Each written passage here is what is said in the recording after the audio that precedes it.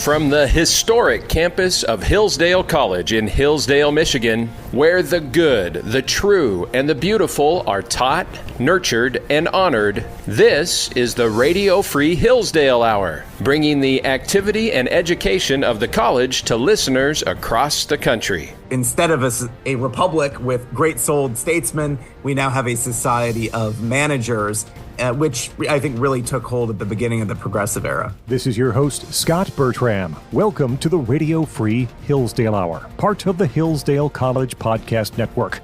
That was John Burtka, President and CEO of the Intercollegiate Studies Institute, also the editor of a new book, Gateway to Statesmanship, Selections from Xenophon to Churchill. We'll talk in depth with John a little later on in today's program about statesmanship and the new book. First up on today's show, we're joined by John J. Miller. He is director of the Dow Journalism Program at Hillsdale College, also author of multiple books, including Reading Around, his most recent. You'll see him in the Wall Street Journal and over at National Review as well. John, thanks so much for joining us. Hi, Scott. Talking today about another idea involving journalism, and this is an idea that has been discussed in some smaller places. There are some states that are thinking about it. Vouchers, so taxpayer money, given to Americans to then give to newspapers or periodicals, something they want to subscribe to get the news. So the idea of vouchers for journalism. Explain a little bit how you understand this would work, these proposals. So, first of all, Scott, I think this is a well-intentioned bad idea. It's a response to a problem, which is the collapse of newspapering in this country. We're hearing about this new term, news deserts, these areas that really have no local journalism organizations holding governments accountable and doing the basic reporting that democracies, republics need. Also, there's just the undercoverage of really everything anymore. Local and state news, especially local and state government, especially, and so forth. And at the heart of it is the fact that there are just smaller, the newspapers are getting smaller, many are failing, and so on. And so this is a kind of problem. And one of the responses to it is the idea of a news voucher. And we're seeing this discussed in the District of Columbia, also in Seattle, maybe other places. But the basic concept is the government would subsidize these organizations, but rather than giving the subsidies directly, they would give citizens in these jurisdictions a voucher that you then could send essentially to a newspaper or a magazine or a news website, I suppose, which then could turn around and cash it in with the government and get a check of money to allow them to continue doing their work. So this is an idea that's coming around, and it's in response to a genuine problem, but it raises all kinds of its own problems. Yes. One of the major reasons we've talked previously about this, the recent layoffs, downsizing in many entities, is the drying up of advertising revenue. These voucher ideas, would they simply be a temporary Band-Aid? Could something like this make up for the vast amounts of revenue that have been lost over the past couple of decades? No, the amount of dollars they're talking about comes not even close. And that's not an argument to make these programs even more expensive and bigger. Yeah. But the amounts they're talking about are really a pittance. Also, in the District of Columbia, one of the rationales for it is, the Washington Post recently laid off a bunch of people. And you hate to see anybody laid off for any reason. That's unfortunate. So what are we going to do now? We're going to turn around and subsidize the publication owned by Jeff Bezos? I mean, that seems strange that the taxpayers of Washington, D.C. now should hand over money to one of the richest men in the world, or at least something, a business that he owns. So that seems inappropriate. The fundamental problem here is that the business model of newspapers, the old-fashioned business model, has gone away. Newspapers used to rely so much on advertising, especially classified advertising, and that has moved elsewhere. Now, advertisers are much more interested in the kind of micro-targeting they can do on social media. Classified ads have moved on to online platforms. And also, a lot of the information we used to get from newspapers, we now get elsewhere. It used to be that if you wanted to look up stock prices, or if you wanted to see a baseball box score, if you wanted to know what the weather was going to be like this weekend, you had to look in your newspaper. Now we do all that stuff on our phones. So the information that the newspapers supply is less than it once was. So the product has diminished in a sense. And I love newspapers, Scott. I'll read them for the rest of my life. I will never stop reading newspapers. I absolutely love them, but they aren't what they once were, and they're going to need a new business model. And I think that these subsidies are not it. Many of these proposals include language that says, hey, you get to choose. You get the voucher. You can give it to anybody you want, doing local, a lot of times it's local journalism. How long until the government says, well, anyone but not them. Yeah. We don't like them. Exactly. Like wait until they endorse the challenger to the incumbent, right? in the primary or something. Then we'll see how long these subsidies last. But this is one of the problems with getting the government mixed up with the quote unquote free press. You know, the founders' vision of a free press, you know, they stuck it in the First Amendment. It has a kind of pride of place there. Mm-hmm. They understood the importance of it, and they also knew it needed to be free of government interference. And really, you can't have that when you have these subsidies in place. John Miller with us, who's the director of the Dow Journalism Program here at Hillsdale College. In theory, there's a government buffer because someone is giving it to an organization. But that brings up something I've talked about with people in the industry, and the idea of newspapers and news organizations becoming fan service sort of organizations in which they are writing stories in order to entice people to remain with them. They don't want to make them mad. If this kind of voucher system goes into place and people become reliant on vouchers from people who are reading the newspaper, the incentive, I guess I'm asking about, not to make people mad with what they write. Yeah, I mean, I do think newspapers should write the articles that people want to read, but they also have another kind of service. And I would hope that people would want to read articles that are challenging, ask difficult questions, that hold government and public office holders accountable, those kinds of things, and have a kind of tolerance for newspapers that can be pesky and ask uncomfortable questions. You're right, though, that this could make the problem you cite even worse. And there's another problem on top of it, which is this: that under these proposed laws, as I understand it, the services that the papers provide then would have to be free, because what you're not doing with these vouchers is buying a subscription for yourself. What you're doing is you're directing government money. And the government money has to go to news that is free and available for everybody, which sounds great. But newspapers are businesses. They need to make money. Mm-hmm. And now what you're going to do, you're going to go what? Subsidize the free ones, which then are going to compete against the ones that are trying to sell ads, trying to sell subscriptions, putting information behind paywalls because they're desperately trying to make money. So with these subsidies, you're going to subsidize the ones that are free to compete against the ones that are not and are trying to avoid this kind of interference. Right. You're going to distort the market even further. Yeah, I think depending on the bill, there are some that say it has to be non-paywalled content at least. You have to have a universal access. Yeah, so there might be some hybrid versions here, but the point is you're going to make it harder for a lot of papers to make money. In fact, you're going to create artificial competition. This is how governments distort markets when they come in and subsidize things and think they can improve upon competition. Look, newspapers are in a bad spot right now. They do need a new business model. Maybe they won't survive. I don't know. I hope they do, but this is not the answer. I don't know if you've looked into this. I'll simply ask about something you referenced, which is these news organizations perhaps becoming nonprofit organizations. The Chicago Sun-Times in Chicago has done that. I think there's a Philadelphia paper that has done something similar. Is that an avenue that makes sense for journalism? That's a really interesting approach. You're seeing more and more organizations get involved in these nonprofit 501c3 models.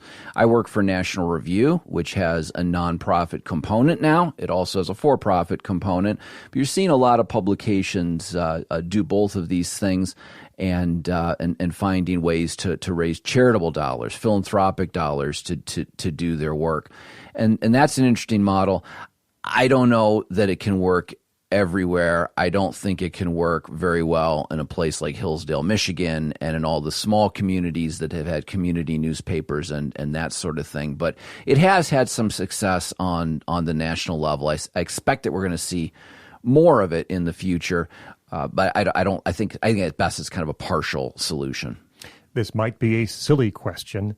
If these proposals become more serious, there was one in D.C. at the end of last year, other areas you mentioned, do you anticipate that the news organizations involved will welcome this inflow of money through these taxpayer vouchers, or are they right to be somewhat wary about it? I think you'll find different reactions. Some will be wary and want to stay away. Others will want to know the details of how these things operate. Others will just find ways to try and claw at this money. So I think it'll be a variety of responses, but who knows? And this is at best a Band-Aid that will move some money around, but solve no problems. And at some point, if it doesn't solve the problem, the request will come for more taxpayer vouchers. We need more now, please. John J. Miller, director of the Dow Journalism Program here at Hillsdale College. His most recent book, Reading Around. You can also find him writing at National Review, in the Wall Street Journal, and elsewhere. John, thanks so much for joining us here on the Radio Free Hillsdale Hour. Thank you, Scott. Up next, John Burtka. We'll talk with him about Gateway to Statesmanship, selections from Xenophon to Churchill. I'm Scot Bertram. This is the Radio Free Hillsdale Hour.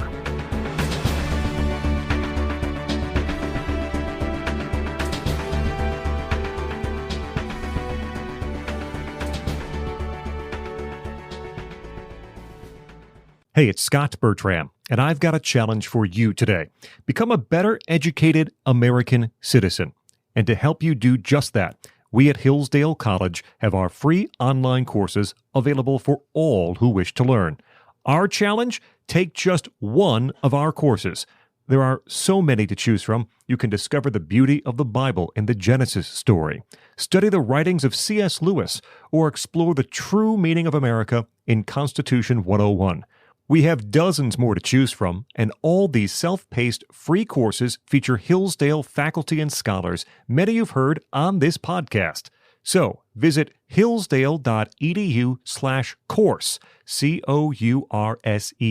and pick one of the more than 30 free Hillsdale courses. I hope you'll accept my challenge. Pick whichever course you like and become a more educated citizen today. Go to hillsdale.edu/course, COURSE. That's hillsdale.edu/course.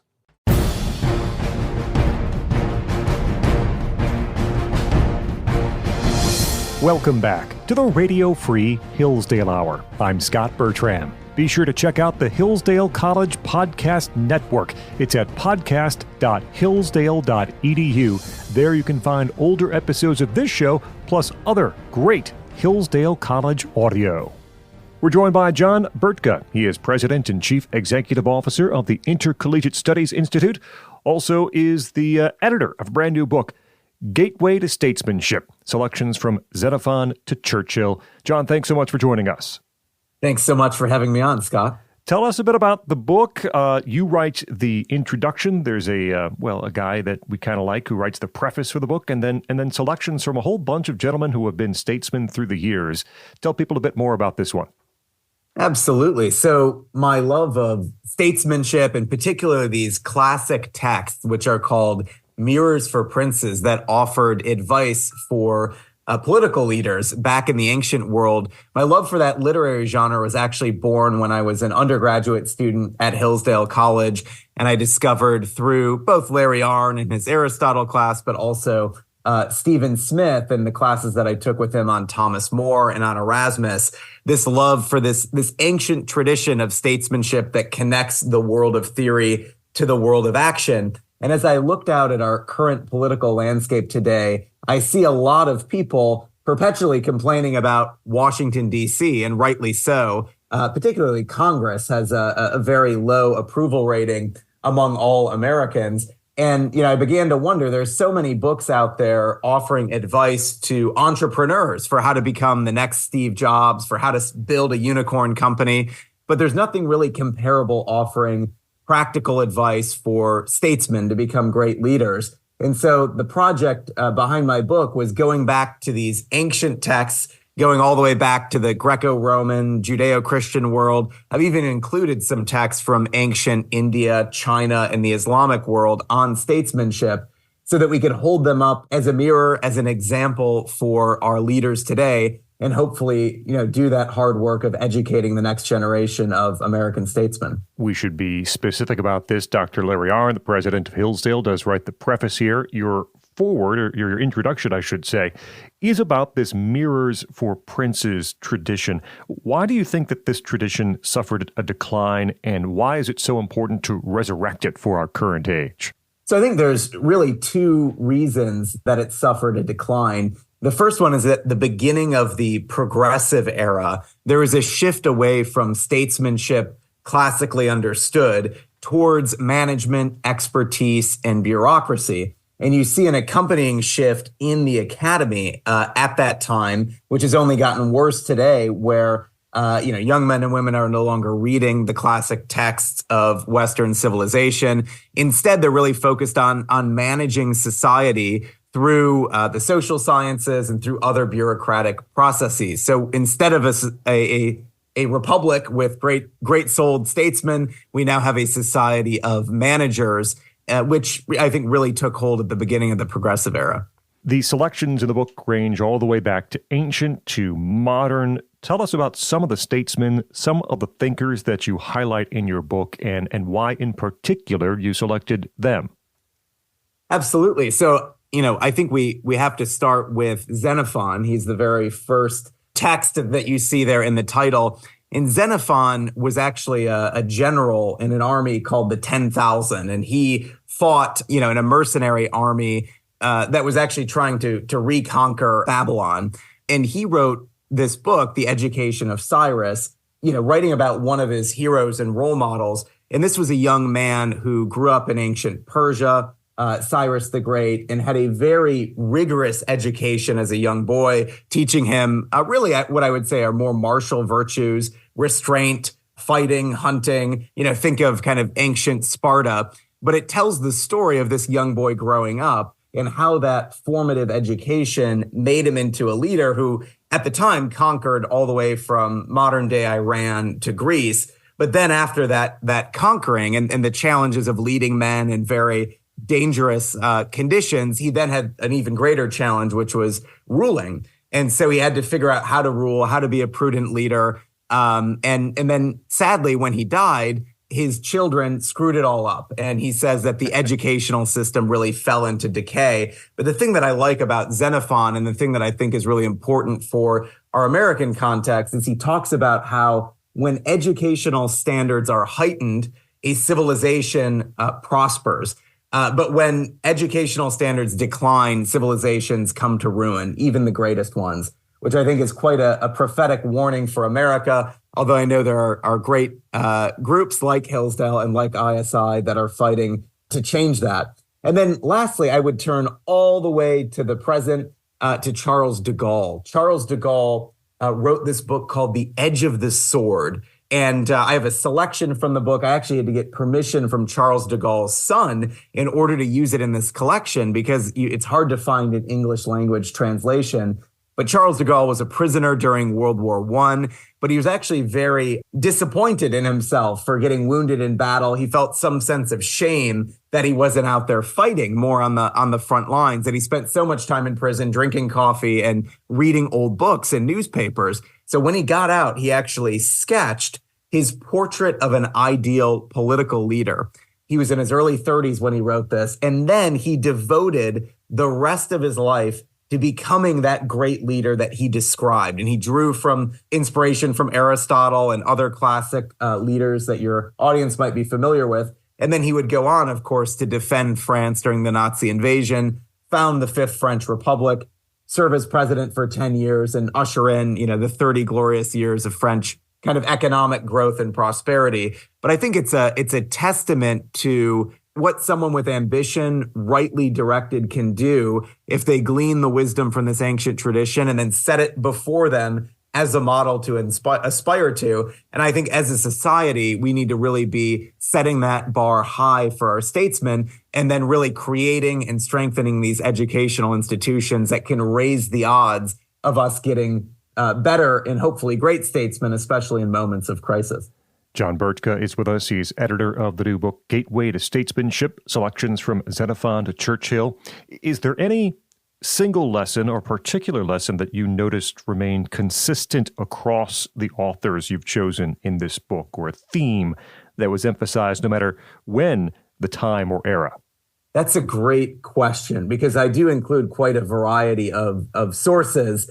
The medieval Christian world is not the ancient Indian world or the Chinese world or the Persian world. But one theme is constant throughout, and it's that it's impossible to be a great leader unless you have self-control. So restraint of the senses, as the ancient Indian author Kautilya describes, is really the foundation for political leadership. And this is a tough quality because many leaders don't quite have self-control, and it's a difficult thing, especially sometimes in light of their ambition. But this is something that is really it's true in the ancient, pagan classical world, and it's true in the Christian world. Unless you can control, right, your own body, your own thoughts, your own words, there's no way you can lead in your household, in your community, and in your nation or in your kingdom. You mentioned the most recent entry in this book is from 1932, a pair from 1932, Winston Churchill and Charles de Gaulle. Is that a comment, in a way, on our contemporary political leaders, that we are nearly 100 years since the last entry? And do you think there's a particular reason why perhaps so many of our modern leaders fall short of these standards? So, yeah, that's a great question. So historically, this Mirrors for Princes tradition ended shortly after the Renaissance. It largely disappeared. The founders would have been familiar with some of these classic texts, but no one was really writing any new ones. So what I did was add a few from the 20th century, and I picked figures who I thought, would be considered canonical, who are revered as great leaders, not just by conservatives, but I think broadly by most kind of people in the Western world, Churchill and de Gaulle. But as you near your way towards our contemporary context, I do think there's a few things going on. In one sense, the education that a Churchill or a de Gaulle had is not the type of education that our leaders are getting today at Harvard, at Yale, at the top schools in this country. And so I do think that actually reduces the odds that a great-souled leader will emerge in our own context. At the same time, I think we're also a little bit too close to our leaders to see and determine whether or not they'll be, added to this kind of canon of truly great figures. You think of someone like Ronald Reagan, who is, held in very high regard, who, very well might turn out to be one of those great leaders remembered by history. Obviously played a pivotal role in bringing down the Soviet Union, winning the Cold War without a shot. And so potentially he could be added to the canon, but I like to wait and see, to give history time, give it another 10, 20, 30 years. And then let's look back and see if we would deem him worthy to rise to the level of some of these other leaders. So how do we instill these virtues that are discussed inside the book Gateway to Statesmanship? What should education for the modern day statesman look like? Well, with the exception of Hillsdale's Master's program, there really aren't that many programs devoted to educating statesmen, right? There's a lot of public policy schools at major universities, and I think this is a real dilemma for us. If you look at, let's say, the world of sports, think of the NFL, right? Think of the NBA. Think how much time and attention. I mean, these players who are at the peak of their powers go through years upon years of training, disciplining their bodies, their minds for 8 hours a day, 10 hours a day for several decades, in order to play at that level. And when you compare the quality of people that we have playing in the NFL and their excellencies to the members that we have in Congress and the amount of time that they have spent studying the craft of statesmanship, it's just abysmal, and it's quite depressing.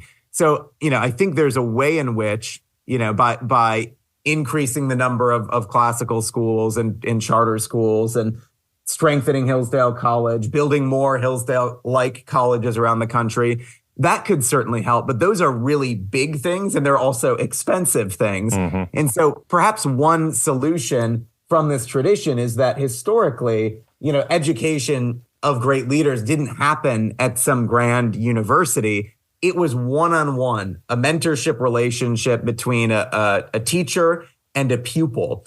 And, the teacher maybe met with them on a weekly basis. They picked these particularly biographies of great leaders, and they set them before these young statesmen or even older statesmen and really helped them to articulate and define the type of leader they wanted to become. And they surrounded themselves with examples so that they could, really train their imagination to rise up to the level of the great leaders who've come before them. So if we're looking for an economical way to do it, I would say, is it possible to pair up some of the great, professors at Hillsdale College, not only in politics, but maybe even in English and history, and have them play a direct mentorship role for senators in Congress that are open to it, or governors? I think there's a real possibility and power to that model. It's proven over the centuries, so why not try it again today? Talking with John Burtka. His new book is Gateway to Statesmanship, Selections from Xenophon to Churchill. We've discussed this mirrors for princes tradition.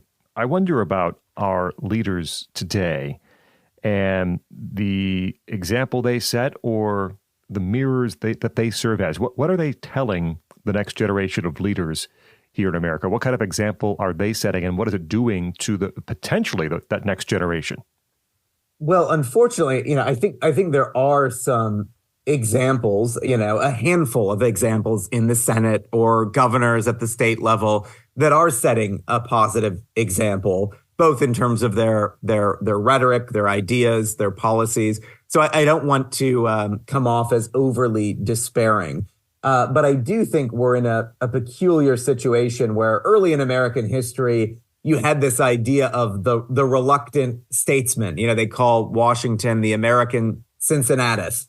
This is a man who had command of a military army, who won a great victory over the greatest empire known to mankind at the time, the British Empire, and could have used that power to become king or to become a dictator, and decided to return back to his farm.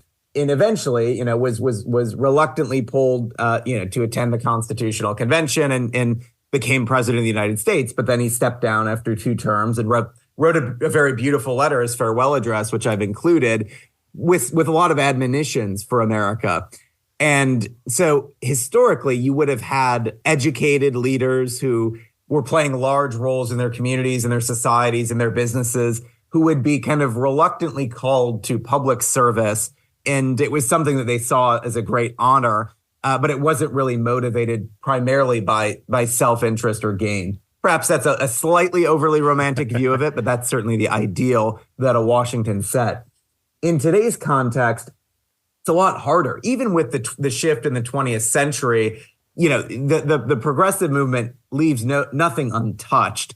You even see in leaders like Churchill, like de Gaulle, like Teddy Roosevelt, a very strong sense of individuality and a strong sense of personality and charisma that plays a big part in their leadership qualities in a way that it might not for someone like Washington. But by the time you get to this modern day, with social media and with cable news, with cameras actually in Congress, C-SPAN, I love the work of C-SPAN. They recently filmed a book talk I gave, but having cameras inside Congress, I think, is actually quite problematic because all of a sudden everything is performative, right? And there's not actually the work of governing doesn't really get done. And so it is quite a dilemma for a great statesman today, because you do have to appeal to the masses through social media. And so it's not impossible to do that in a way that I think is consistent with a traditional kind of Christian or classical approach to virtue. But I think it's quite a bit more difficult to figure out how do you not played to people's kind of the worst common denominator, the lowest common denominator. How do you actually reach the masses, but elevate their gaze towards, beauty, towards the common good, towards ordered liberty? That's the task of a great statesman. John, in your role as president and chief executive officer of the Intercollegiate Studies Institute, you're working on college campuses with college students often. What do you generally hear from them about the possibility of public service, about the possibility of statesmanship? How do they see that role? So that's a great question. I actually just finished a 3-day seminar down in Dallas with a group of 22 of our students, and we were reading through these classic texts on statesmanship and talking a lot about it. I think right now, given the precarious moment that our country finds ourselves in, with $36 trillion in debt, with the crisis at the southern border, with a cultural war, for the soul of America at home, and then abroad, multiple crises erupting throughout the world. What I'm seeing in our students is actually a desire for action, a desire to, not give up on America.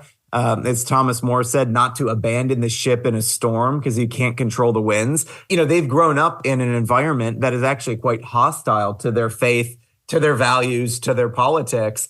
And I think a lot of them are ready to get in the fight.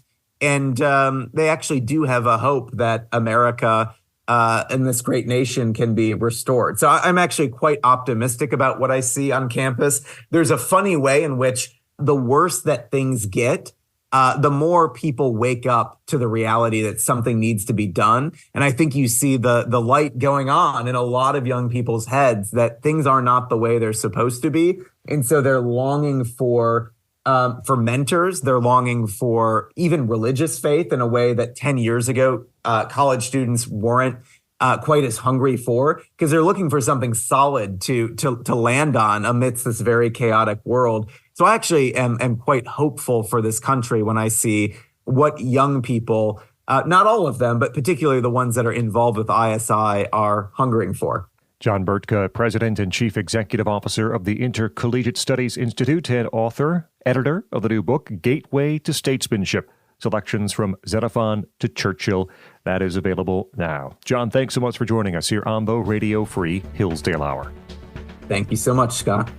Up next, we talk with Dr. Andrew Russell from Hillsdale's Biology Department about his and his students' research into biofilms.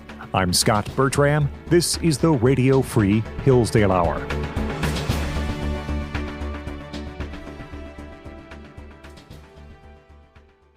Would you turn down millions of dollars per year? All you'd have to do is surrender your independence and abandon your principles for the money. That's a devil's bargain. Sadly, it's one that almost all American colleges and universities make. But one college in America says no. Our college, Hillsdale College. Hillsdale College refuses to accept 1 penny of taxpayer money, not even indirectly in the form of federal student grants and loans. By saying no to taxpayer money, we remain genuinely independent, free to pursue our original 1844 mission, pursuing truth and defending liberty. Hillsdale has over 1,500 undergraduate and graduate students on its main campus in Michigan and its satellite campus in Washington, D.C. In addition, over 3 million citizens have enrolled in our free online courses, and over 6 million American households receive our free monthly publication Imprimis delivered in the mail. You can learn more about Hillsdale's independence from government, its mission of defending liberty, and its national educational outreach programs at hillsdale.edu/penny. That's hillsdale.edu/penny. Or, if it's more convenient, text the word penny to 71844, and we'll send you a link with more information on Hillsdale's independence. That's penny to 71844.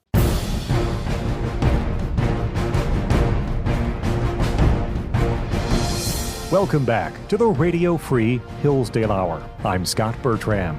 Find us on Facebook. Search for the Radio Free Hillsdale Hour. We're joined by Dr. Andrew Russell. He is Associate Professor of Biology at Hillsdale College. Dr. Russell, thanks for joining us. Yeah, thank you for having me again.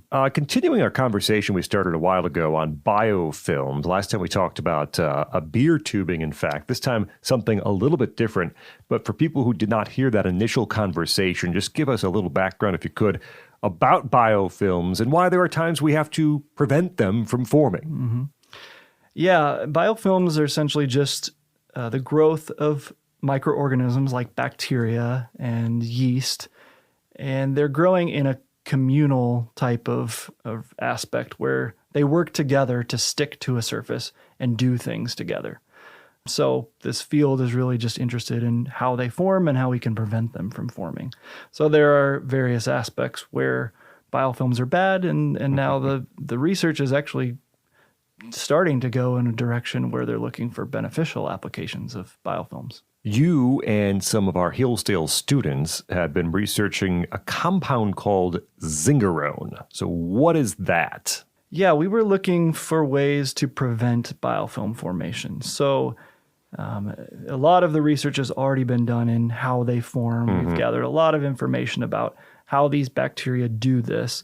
So my research is more applied research, trying to figure out ways that you can prevent biofilms from forming in situations where you don't want them to, like, for instance, growing on some sort of implant like a pacemaker or tubing that's somebody needs while they're in the hospital. If biofilms are growing on that, it can cause disease. So it would be great if we could figure out ways to prevent them from forming in those scenarios. So a student of mine was looking at different projects, and we stumbled upon some literature suggesting that this chemical compound called zingerone, which is just a natural occurring compound found in ginger. You can extract it very easily, you can buy it commercially, but it had been previously shown to have some medicinal purposes. So we investigated, can this compound actually help prevent bacteria from forming biofilms? And we looked at one specific species. I won't bore you with the long name of it, but it was an emerging disease-causing pathogen that's supposed to be an opportunistic pathogen, meaning that for most healthy people, it's not an issue. You come into contact with it all the time. It's in the soil. But for somebody who's like undergoing cancer treatment, or they already have an autoimmune disease that leaves their immune system weakened, it can actually cause issues. So it makes a good test subject for undergraduate research because it's not dangerous to work with as long as somebody's not immunocompromised. And we don't need any special facilities to work with it. So we were studying this, and we found that this compound zingerone was quite effective at preventing this particular species of bacteria from sticking to surfaces and forming these biofilms. And that's what was happening over this past summer, where our Hillsdale students were examining the mechanism that zingerone uses to function. So what were the results? What did we find out over the summer? Yeah, after we initially figured out it seemed to be pretty effective at not killing bacteria. That's one emphasis that I want to make here on the research, is that we're not looking for something to kill the bacteria. We're looking for something to prevent them from working together to stick to a surface. So that's the remarkable thing that we discovered, that this compound doesn't kill the bacteria, but it does prevent them from working together to form biofilms. So after we had this initial result, we started asking more questions like, hey, how widely effective is this compound? So some of my students were working with testing it on various species. And then we started to get more into questions like, okay, if it is affecting many different types of bacteria, how is it doing that? So we came up with a hypothesis, which was that it's preventing biofilms from forming by disrupting the communication system that these bacteria have. It's called quorum sensing. That's the chemical system that these bacteria use to talk to each other. It's not any different than like you and I saying we want to go out and play a football game together. We need 22 people to play 11 on 11, right? Well, it would be kind of pointless for you and I to go out to the football field, just the two of us with a football, and just expect people to show up and we can have a game, right? So the same thing goes for bacteria. They need to make sure there's a quorum or a set threshold of their friends around in order to do certain things like form biofilms or produce toxins that might cause disease in the human body. So they communicate through these chemical signals called quorum sensing. So the hypothesis went that maybe zingerone is actually disrupting or jamming this sort of communication between the cells. So 2 of my students actually worked with 2 different species of bacteria this summer, which use 2 different chemical communication systems, meaning completely different compound that they produce, completely different way of talking to each other. And surprisingly, we found that zingerone actually was able to prevent both of those communication systems, supporting our hypothesis, which was really exciting because, to go from something that's just a hunch to then actually seeing it work in 2 different species was actually quite remarkable. Talking with Dr. Andrew Russell here, Associate Professor of Biology here at Hillsdale, about zingerone preventing biofilms. So with what you know so far, where are some areas in which this research and continued research might be useful? Yeah, the way we originally got interested in this was the type of bacteria we started with, which I said was an opportunistic disease-causing organism, is an issue for contact lens wearers. And my wife's actually an optometrist, so it kind of so she put you up to interest. this. No, well, she didn't, but she was a good help in supplying some old contacts that we could use to test this on. So one of the direct applications of this is trying to create situations where you have better contact lens solution that you can soak and clean your contacts with that will prevent biofilms from growing overnight. Because believe it or not, with just the old classic saline solution that you use, there are bacteria that can grow in that. And if you leave your contacts in there just for a period of overnight or a couple of days before you wear them again, there's already a biofilm that's formed on there. And especially those that don't, effectively clean them off, you're going to have stuff growing. And so for you and I, if you're not immunocompromised or undergoing chemotherapy treatment that weakens your body, it's not going to cause you an issue. But for those people, something like that can cause a serious eye disease. So the direct application of zingerone is perhaps this could be an additive that you could include in contact lens solution that could prevent those bacteria from forming biofilms under those scenarios. But again, just like with other topics we were talking about earlier with beer draft tubing, you can actually take this compound and figure out a way to impregnate it or stick it to the surface of other surfaces that you want to prevent biofilm from sticking to. So any type of implant, anything that's going to go into the body, any tubing used for breathing or feeding tubes, it's often a cause of disease in the medical field. Or, even in industrial applications or in agricultural applications, if there's certain surfaces where disease-causing bacteria form biofilms, you could take this compound and either use it as a liquid solution to clean things off or soak things, or you could, another area of research that I'm looking into is taking the compound and impregnating it onto the surface of things. More general question. There are hundreds and hundreds of colleges and universities with professors and students who are doing research and trying to answer questions and who have hypotheses. Hypotheses. Hypotheses. So why did it take so long to figure out something like this? Yeah, biofilm research has been going on for decades, but a lot of the early research was trying to figure out the early information about how they form. What do the bacteria need to do to form them? What types of compounds are they used to stick to surfaces? So once those basic pieces started to fall into place, then we could begin to start asking more questions about, okay, if we know this about how they form, how can we flip that on its head and now figure out ways to prevent them from forming? So it's not any different than figuring out new drug targets for chemotherapy or new drug targets for antimicrobials. This is the same way. Once we figure out how bacteria are communicating with each other, then we can look for targets on ways we can disrupt that. So that's kind of where the field is currently at, and that's why we're starting to ask those questions and find out those answers. Dr. Andrew Russell, Associate Professor of Biology here at Hillsdale College. Dr. Russell, thanks for joining us here on the Radio Free Hillsdale Hour. Yes, thank you so much. That will wrap up this edition of the Radio Free Hillsdale Hour. Our thanks to John J. Miller, Director of the Dow Journalism Program here at Hillsdale, John Burtka, his new book Gateway to Statesmanship, and Dr. Andrew Russell from Hillsdale's Biology Department. The Radio Free Hillsdale Hour is recorded at the studios of WRFH, the student-run radio station at Hillsdale College. Remember, you can hear new episodes every week on this station. You also can find extended versions of some of our interviews or listen anytime to the podcast. Find it at podcast.hillsdale.edu or wherever you get your audio. The assistant producer of the program is Sam Lair.